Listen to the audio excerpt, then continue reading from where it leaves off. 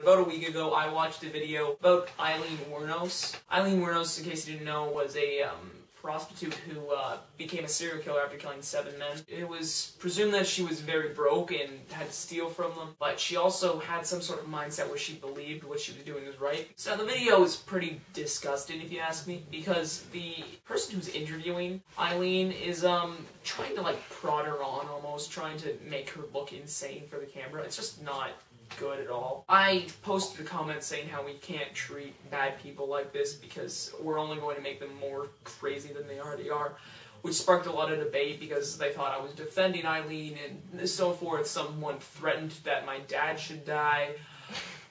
I know.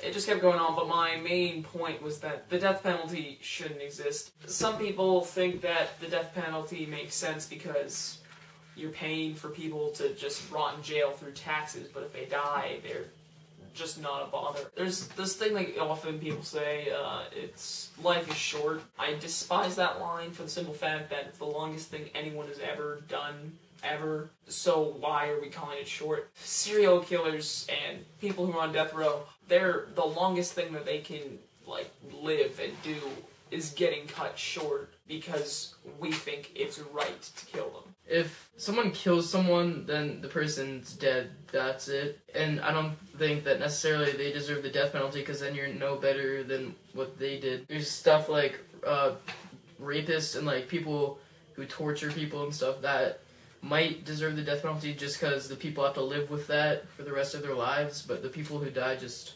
die. And I don't mean like just die, it's not a big deal, but it's just that's the end of it. Well, the people who have been like raped or tortured or whatever now have to live with that like scar for until they die. Their life would never be the same. Yeah.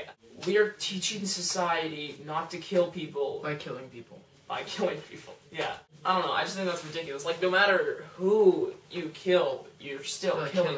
Yeah, you're still a killer. Your victim is still a victim, even if they're convicted of killing 7 people or 20 people or 100 people. You've still killed them. You are now a killer. As I was almost defending Aileen, one of these people that was responding to my comments said, he brought up that you can't defend her. She's not necessarily crazy. She made the decision to do this. Or the only thing you can blame is the law. And that's exactly who I'm blaming. The law is the killer here, and it's killing many, many, many people every year through the death penalty, and it just doesn't make sense to me. The girl killed her 2, like, children.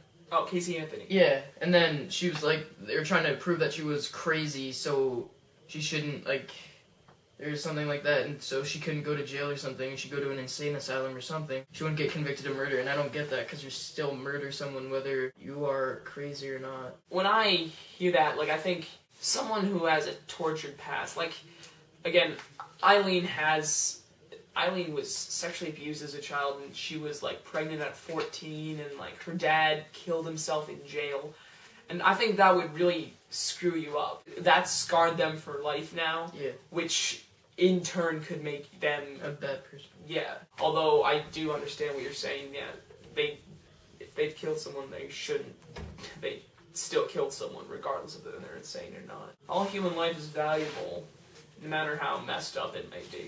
This is kind of a downer video, but I don't want to make many of these in the future.